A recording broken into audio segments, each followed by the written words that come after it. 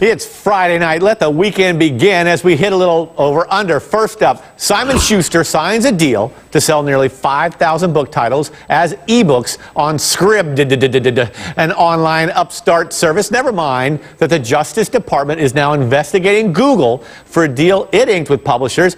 And the Justice Department guys are citing possible antitrust violations, which is why I say this story is way underplayed. Robin Farzad is from Business Week. Stephanie Miller is nationally syndicated radio host, and Tad Smith is with us, CEO of Read Business. Tad, the feds are worried that Google's going to stop those book publishers from being able to do business with anybody else, and now Simon & Schuster's just done a big deal with the Scribd thing, so I'm thinking no case. Well, I agree with you. It's underplayed, but it's underplayed, I think, for just a tiny bit different reason than antitrust, which is the book guys are looking over at what happened in the music industry, and Steve Jobs changed the whole game there, where he's the gatekeeper for digital distribution. The book guys say, that's not going to work for us. We're not going to let Jeff Bezos do the same thing. So this one, frankly, is an attempt to bring a new competitor into the distribution channel, and that's healthy for consumers. So over or under? The underplayed. Underplayed. Stephanie, what do you say? I think underplayed too, but mostly because who the hell wants to read an entire Stephen King novel online? That is just creepy. iPod, listen, the eye strain will not be covered in whatever health care plan we decide on. That's all I'm saying. Nicely done. Robin Farzad, you know, we caught a little cameo of you last night because we did a story about interruptions on air and how upset Barney Frank and other congressmen get. And there you were, interrupting the congressman. So go ahead, interrupt me. I got nothing but love for Barney. We should go fishing or something. Yeah. So what do you think of this story? Look, I think it is underplayed, but from another angle. Step away from the distraction of Google and the e-reader and everything else.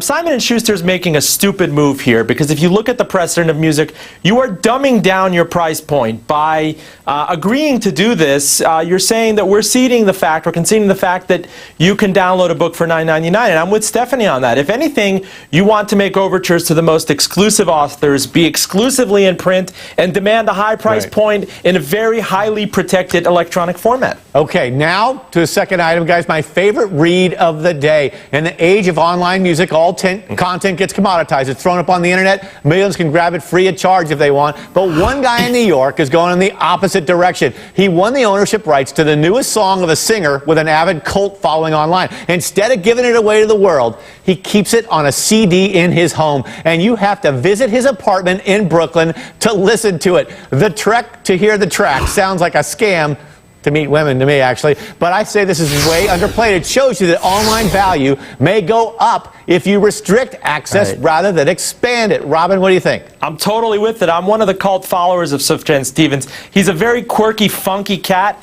He does these theme albums about states. I bought the one about Illinois. There's a great song, Come On, Feel the Illinois. This makes it aspirational, as opposed to having it as a 99-cent download or something that Jeff Bezos can put up there, you know, and break up the album. This forces you to listen to the album. Look, the fact iTunes, while it's a great innovation, we've lost the album. The fact that you could sit down and listen through Dark Side of the Moon. Imagine if Dark Side of the Moon was released today. I mean, you'd just be taking tracks at a time at 99 cents. That's just cruelty. Robin, you need an editor. That was too long a bite. I got to move on to the next topic now because he sucked up all that time. Saudi princess being sued by French luxury retailers.